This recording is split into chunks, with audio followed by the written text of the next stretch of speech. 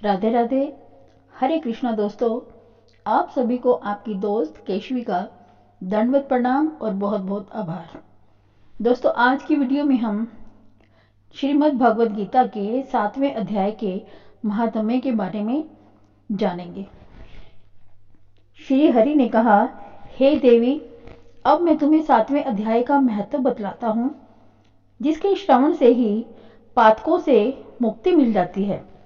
किसी काल में पाटलिपुत्र नगर में शंकुकर्ण नामक ब्राह्मण रहता था।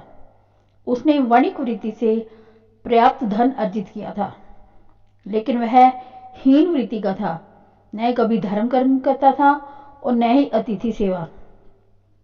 वह सदैव धन का ही चिंतन किया करता था। एक दिन जब वह धन अर्जित कर घर लौट रहा था, तब उसे काले सर्प ने डस लिया। कुछ समय पश्चात उसकी मृत्यु हो गई। अकाल मृत्यु के कारण वह धन में वृद्धि होने के कारण सर्प योनि में उत्पन्न हुआ और उसी स्थान पर बिल में रहने लगा, जहां उसने पूर्व जन्म में धन गाड़ रखा था।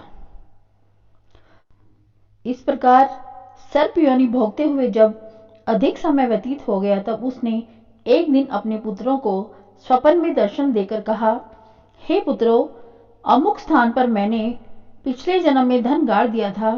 धन में ही मेरा मोह रहने के कारण मुझे सर्प योनि की प्राप्ति हुई है और मैं उसी स्थान पर रहता हूँ जहाँ धन गड़ा है।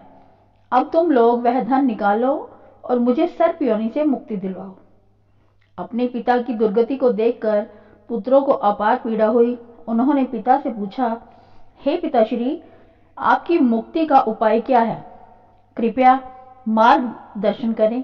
उस ब्राह्मण ने कहा, पुत्रों, किसी गीता पाठी ब्राह्मण को भोजन कराकर उनसे मेरे निमित्त गीता के 7वें अध्याय का फल दान करवाओगे तो मुझे इस सर्प योनि से मुक्ति मिल जाएगी। दूसरे दिन चारों भाई इकट्ठे हुए और स्वप्न की बात एक दूसरे को बताई। चारों को यह जानकर आश्चर्य हुआ कि सबका स्वप्न एक जैसा ही था। अंततः उन चारों ने मिलकर पिता द्वारा निर्देशित स्थान से गड़ा धन निकाल लिया और गीता पाठी ब्राह्मण से गीता के 7वें अध्याय का फल अपने पिता के निमित्त दान करवाया। साथ ही गीता पाठी ब्राह्मण को भरपेट भोजन कराकर और दान दक्षिणा देकर संतुष्ट किया।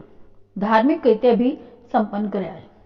उन चारों ने अपने कंजूस पिता द्वारा एकत्रित धन से नगर में गौशाला, मंदिर, पाठशाला आदि का निर्माण कराकर उस धन का सदुपयोग किया।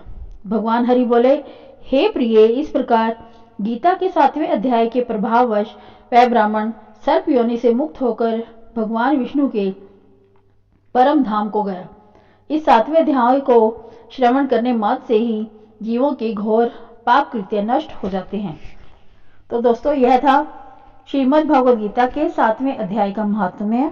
अब गीता के 8वें अध्याय के महात्म्य में आपसे फिर से मुलाकात होगी। तब तक राधे राधे, हरे कृष्णा।